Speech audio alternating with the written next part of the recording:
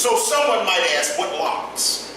Well, when you feel like life has locked you out of its goodness, when you feel like life has locked you out of its blessings, when life has tossed you to and fro, done all manner of evil to you, you may not understand, but I'm here just to inform you of a few things, because the word of the Lord declared that Jesus holds the keys.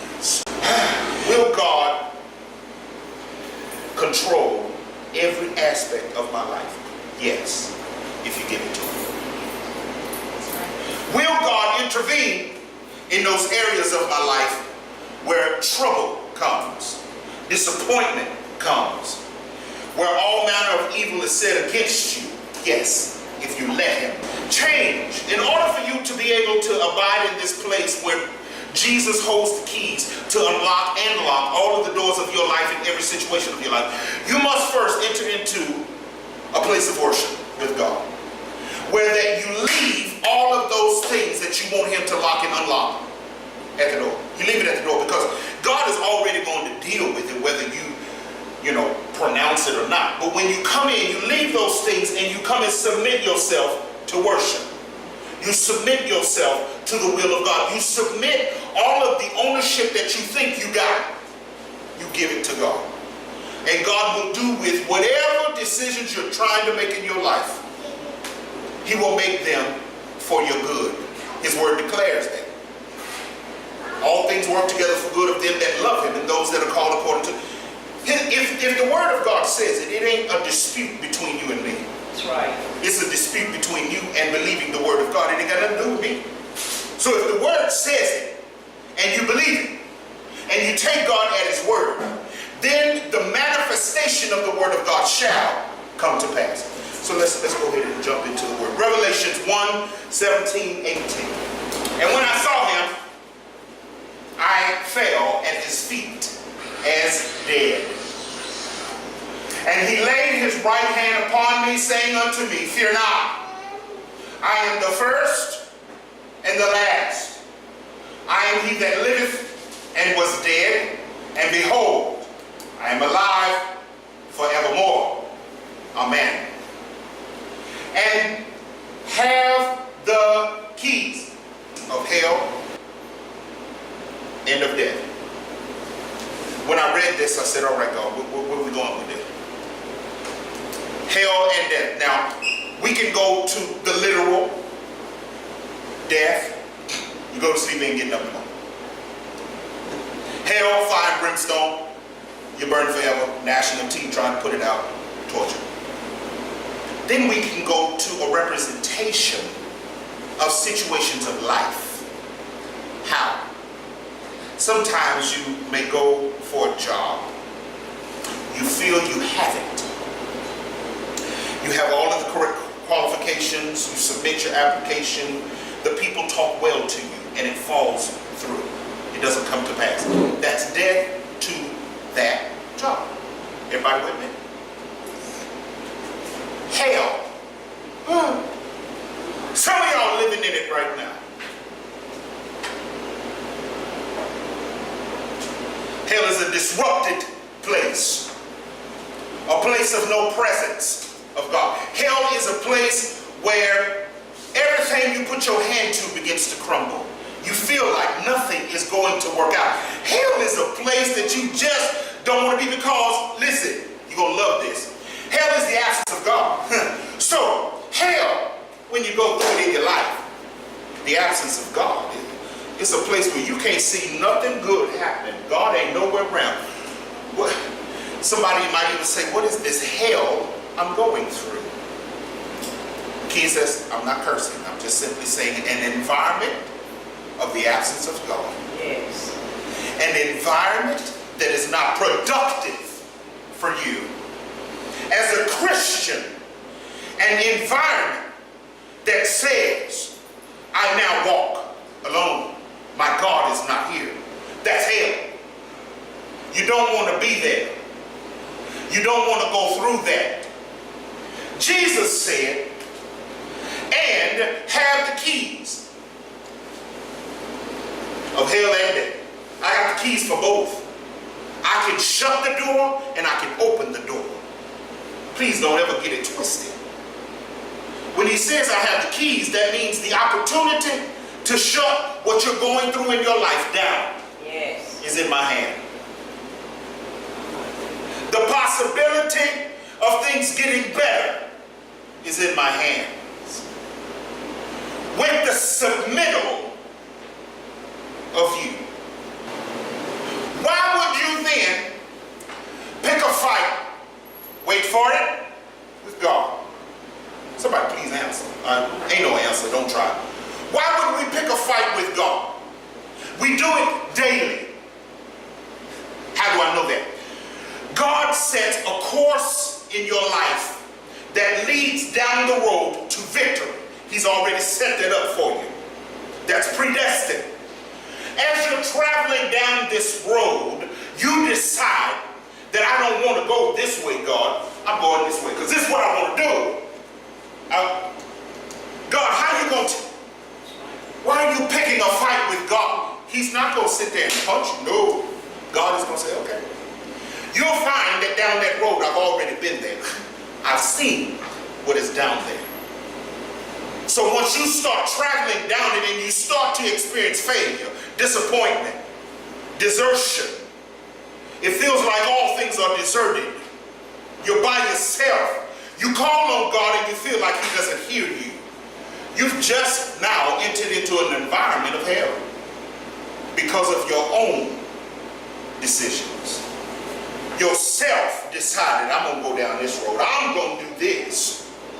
I'm going to speak it. I'm going to do it. This is what I want. If it is contrary to the will of God for your life, you are at it alone. You've entered into an environment that is not going to be nice to you. It's not going to befriend you. It's going to cause you all manner of hell. I say that because I am he who has conquered all aspects of life. That's Jesus.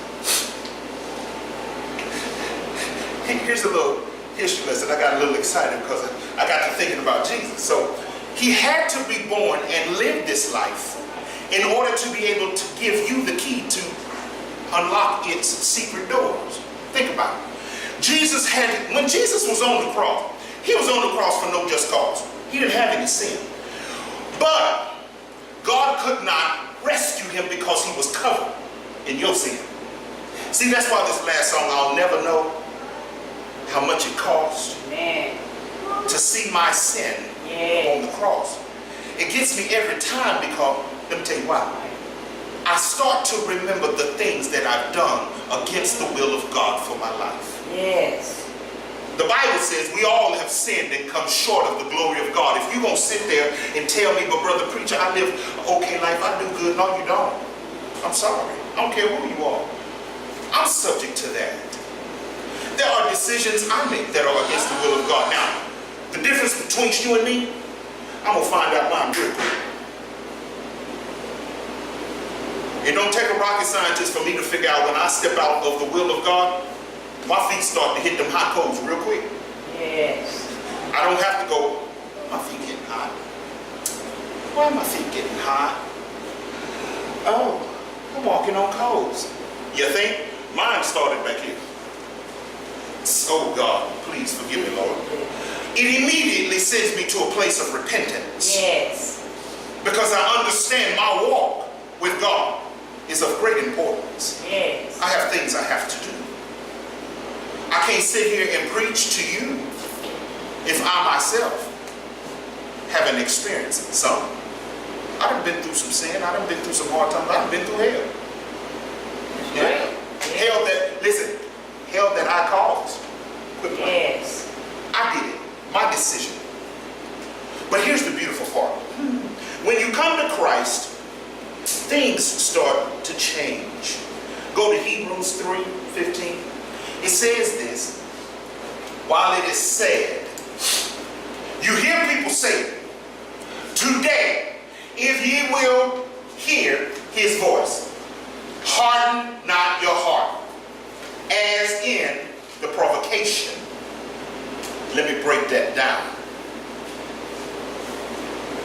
When you hear God calling, come to me. Come. Come to me. Well, Lord, I would, but I just got the information I needed to figure this out. What?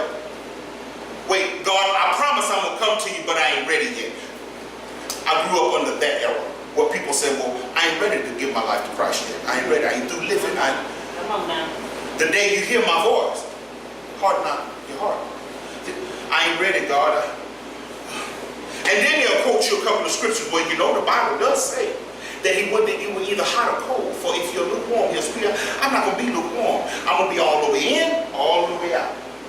That's what they do. That's the conversations I've had in my lifetime. So then I see this and I say, okay, he says, when you hear my voice, don't harden your heart. Don't turn from me as in the provocation. What is provocation? To provoke me to anger.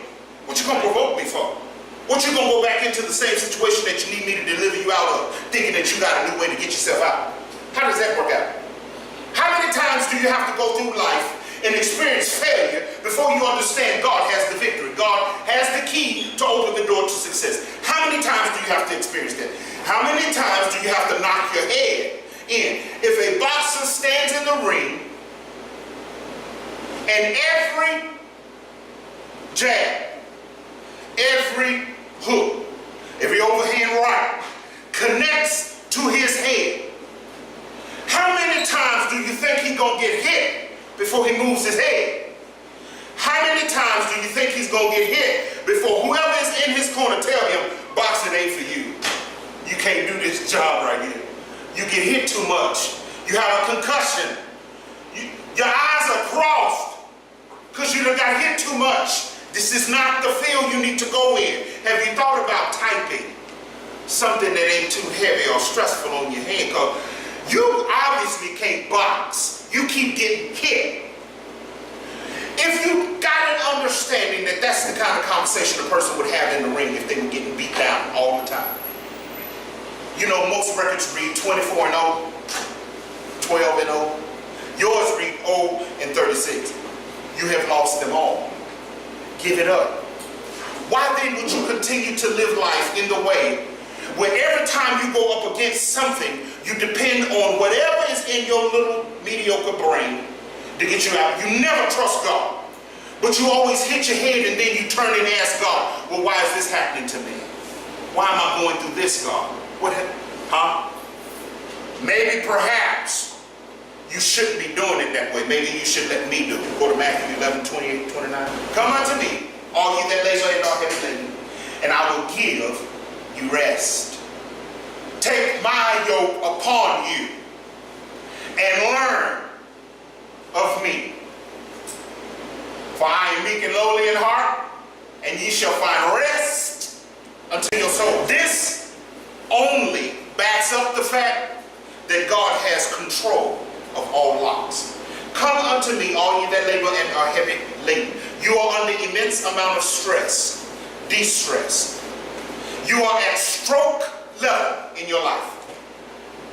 You have one more thing happen to you. You're falling under the pressure. You will fall down and not be able to get yourself up.